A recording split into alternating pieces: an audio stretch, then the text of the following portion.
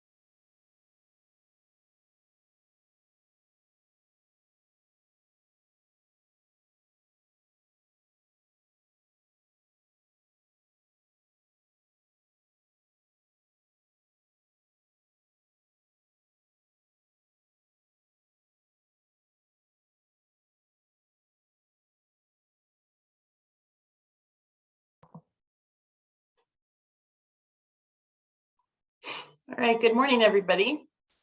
We'll call this meeting of the Englewood Environmental Foundation to order. It's 7:35 a.m. on Thursday, August 25th, 2022. We'll start by taking the roll. If you could, please, Michelle. Okay. Can you hear me? Yes. Okay. Director DeAndre? Present. Director Lowe? Present. And Director Underhill. Present. Right, you have a quorum? Thank you. All right, our first order of business is to approve the minutes from our July 21st meeting. Has anyone had a chance to look those over? And if so, are you comfortable making a motion to approve?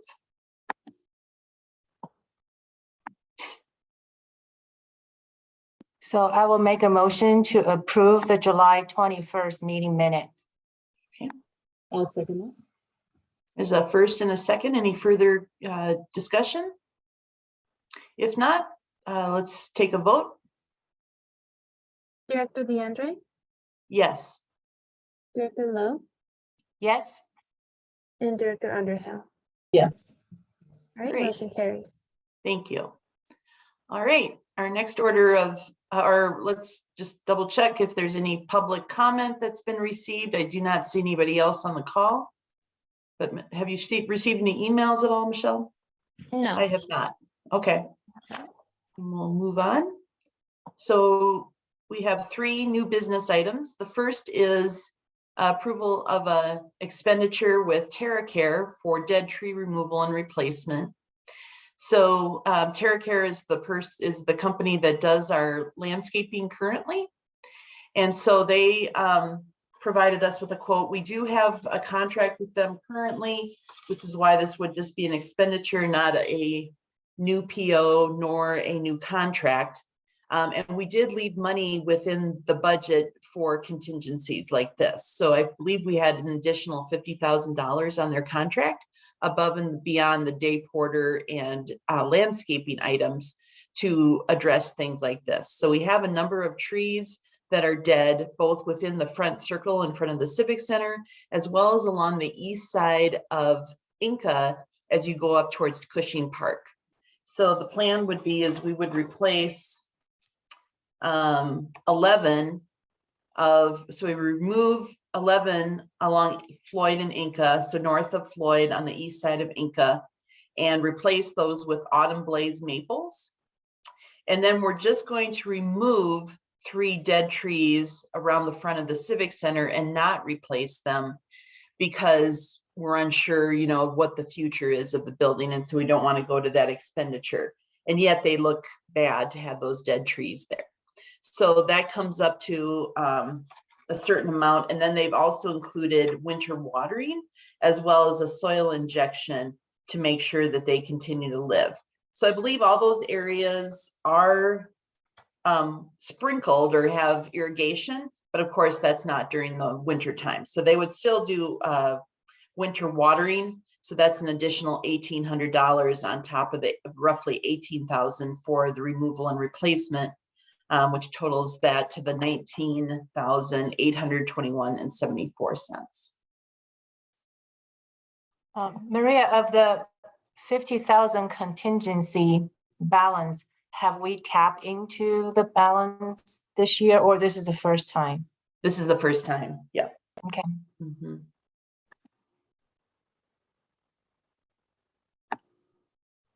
This looks good, and the price really isn't too bad for the removal and replacements of trees. So I'll make a motion to approve this contract or work with TerraCare for $19,821 and change. Mhm. I'll second that. Any further discussion? Okay, great. So with that, can we take a vote, please? Director DeAndre, Yes. Director Lowe, Yes. and Director Underhill. Yes. Okay, motion carries. Thank you. Our next order of business is to talk about the email from our city attorney, Tamara Niles, in relation to some recommendations related to signage around the property. So I know we've, so just a little bit of an update first on this. So we did contract with Allied Security. So we're actually having a kickoff meeting with them next Monday to talk about, just kind of go over protocol. Again, they will be developing what's called post orders. They will be both inside the Civic Center during work, open hours of the Civic Center. And then they'll continue to service all of the EAF property, similar to what we have right now, on a 24/7 basis. So that is a new contract. And then of course the armed guard that sits at the front of, or the entrance into courts. So they're going to cover all those services. So the kickoff meeting is really to talk about how do we start to, when are we going to transition Allied from our current security services, and then some of the questions around that. So I was thinking this would be a great thing to add to their topic list to say, how can we better handle this? And Tamara's specific request was, can we ask Allied, where does she say that? Yeah, just basically to, how do they start to address these issues in and around the Civic Center that were noted. So, and then how do we go about, you know, addressing staff, or excuse me, addressing issues? How do we, when do we call in police? That's what the post orders will do for us. But then further beyond that, she recommends that we, as an EAF board, authorize the installation or the posting of no camping signage. So something like no camping, probably also no camping lying or sitting on the ground, something like that. And then on the RTD, what we call the RTD lot, but is actually EAF property, is posting that for no overnight parking, because we've continued to have some issues with that, with RVs parking up there and campers being placed there for long periods of time. And this would at least give signage so that whether it's Allied or the police, that they can follow through and have that to point to when they ask people to move on. Yeah, Maria, there are two requests. One is about a sign in the breezeway. The other is around the RTD. I walked up along the breezeway. It seems we do have a sign. It said no camping, no skateboarding. So do we still have another separate sign along the breezeway? I don't, does it say no camping? Yes. 'Cause Does, remember okay. there's a sign that we block out a section about Yeah. camping. Yeah, I remember Okay. skateboarding and no camping. Okay.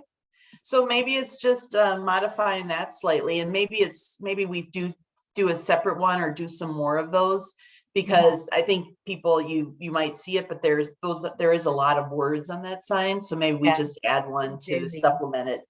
And I think in a previous email, we had talked about, or a previous discussion, also no sitting on the ground, no lying on the ground. So whether you know, what's defined as camping, it would cover all of those things, so. Okay. And then not just in the breezeway, I think, but around the civic center area. Yeah, where we're like continuing- fountain, we saw Yeah. people, yeah. Mhm. Yeah, the amphitheater too is becoming a major issue. A lot of damage to the facility, all of civic center as well as the amphitheater area. So Yeah, I heard I think another window in the library got broken. yeah, and that so- breezeway, it looks like somebody maybe shot at it or kicked it. One looks like a bullet hole. So yeah, definitely Wow. some issues between the two buildings there that have been ongoing for a very long time. Yeah. So I'm really excited to get Allied on board and start to address this in a more proactive way. So my thinking was, if there's supplemental signs that we can put on that will help them with that and help the police, that we go ahead and do that.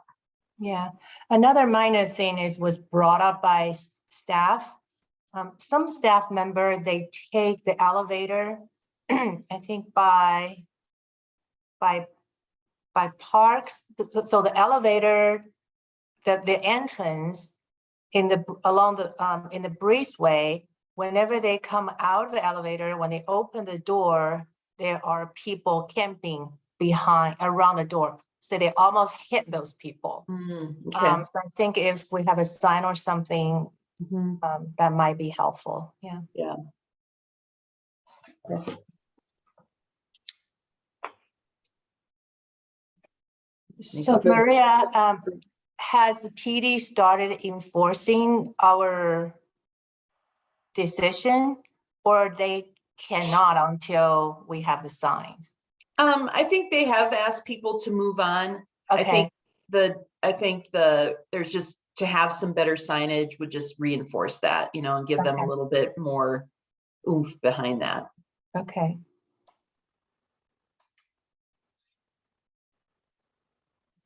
So I'll make a motion, so at least we have a formal record. I'll make a motion to add either, I guess, add additional signage that states something to the effect of no camping, no lying or sitting on the ground, to the general area around the civic center, and then add no overnight parking signage to the RTD lot, which is north of Floyd Avenue, to prevent overnight camping in that area as well. I will second that. There's a first, a second by Director Underhill. Any further discussion? All right, we'll take a vote then, please. Director DeAndre, Yes. Director Lowe, Yes, Director Underhill. Yes. Okay, motion carries. Great, okay. I will get facilities or probably Trey going on that to get that signage up, and hopefully it shouldn't take too long. Probably within the next couple of weeks, we should be able to post something to that effect. So, and I know, I'm sure Tim Dodd will send out some communication, or we'll talk about it at the next Grub Club about, you know, the security measures. In that regard, it sounds like we're just waiting on the lights. So all the conduit, all the electrical is in the parking garage. We did have another incident, or a couple of incidents, with a couple of city vehicles within the last couple of weeks. And so I think IT needs to look at some more security cameras down there too, but hopefully the lighting should be in probably within the next 3 to 4 weeks is the goal, if not sooner. So all right, and then the next order of business.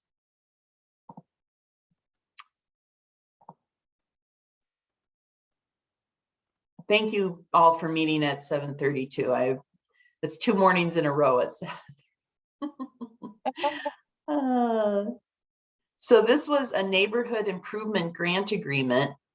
This was for that vacant lot. So Christina's, or Director Underhill, is familiar with this as well. This is a vacant lot. It's actually owned by EAF.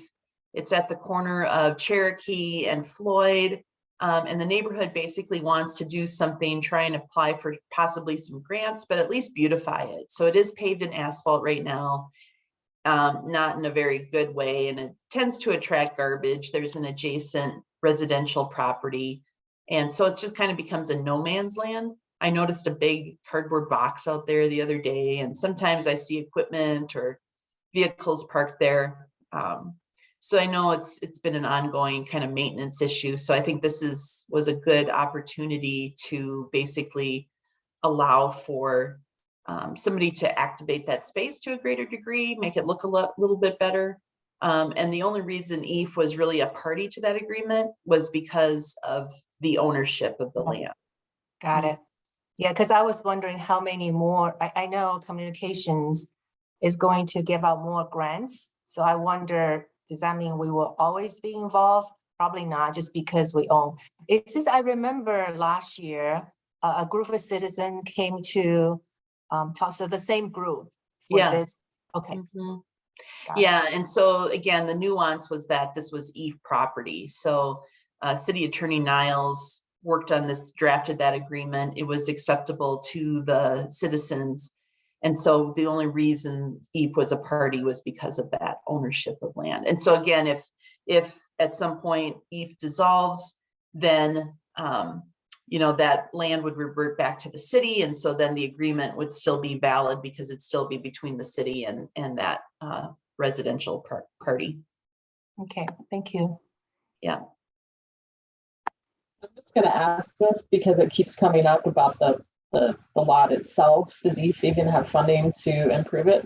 Not the city, but EAF? Potentially. I think the question, as we dissolve EAF is what are we going to do with that money? So there's a fair, so what I did for 2023, I did budget assuming that EAF was in place for the whole year, which the whole budget is, roughly $1.6 million. So it's pretty significant. Now, we'd still have to pay, even if we're not running the common area maintenance contracts, we'd still, of course, have to pay in our share, which is budgeted in the Public Works Administration budget. So that's in there as well for a full year of amounts, but there is a fair balance within EAF's funds. And I think the question is, how do we disperse that? How does that get used, and for what purposes would be a further discussion once we get to dissolution. Okay. Yeah, I have not reviewed the 2023 budget. I know Kevin received the copy. There's a discussion for city's 2023 budget for legal services fees for downtown redevelopment. So what is decision? Will EAF assume half, or community development will assume the entire 150,000? They have not said anything to me, and I didn't put anything in there in the budget. Okay. I mean, I kept a little bit, like I put 10,000 for Spencer Fain, which is Mike Miller, which is our usual kind of budget, but nothing related to Kaplan, Kirsch, Rockwell. Okay, just want to make a note of it. Yep. So if that needs to be added, then that's still a task to be done. Okay. Mhm.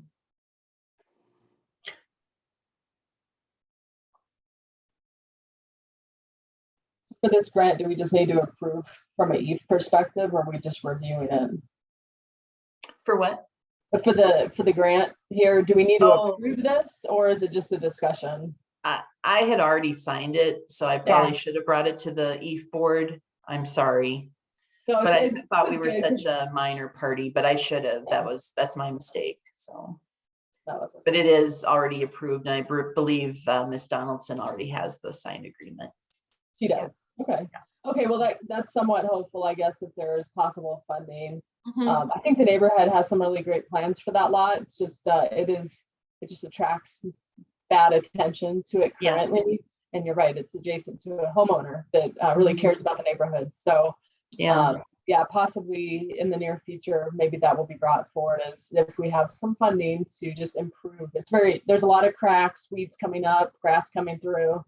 And I know they wanted to make this a nice space for all ages to utilize. yeah. Even removing the asphalt, maybe planting a few trees and throwing a few benches out there could go a long, long way. Oh, for sure. So, and probably that wouldn't take too much money. So, yeah, I think that's definitely worthwhile keeping that on the radar screen for possible EAF funding out there. Perfect. Okay. And just as an aside, we're going to be adding bike lanes to Floyd Avenue this year. Oh, So we're going to excellent. mill and overlay all of Floyd. We're going to make improvements to the intersection at Floyd and Elati with new bike improvements, and then put in actually on pavement or in pavement bike lanes along there. So it might be a nice little rest stop, Yeah, that's excellent. What's the timeline for that? So that we've issued the contract for the mill and overlay. So I think before the end of October, that'll be done. Okay. Mhm. Is that something that EAF could possibly look at adding to the contract just to fix that lot up at this point as part of the contract, since they're going to be down there doing the work anyways? Yeah, what was the idea? Just to remove the asphalt or to like do crack sealing?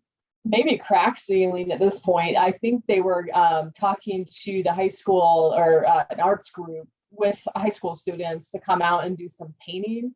And with all the cracks, it makes it a little challenge. They could get creative, but I think if even we did crack sealing, that would really improve the looks. So we could do that internally with street staff and then just charge EAF for the labor and materials, which would be really inexpensive.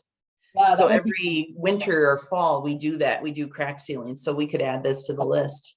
Okay. Want to do that?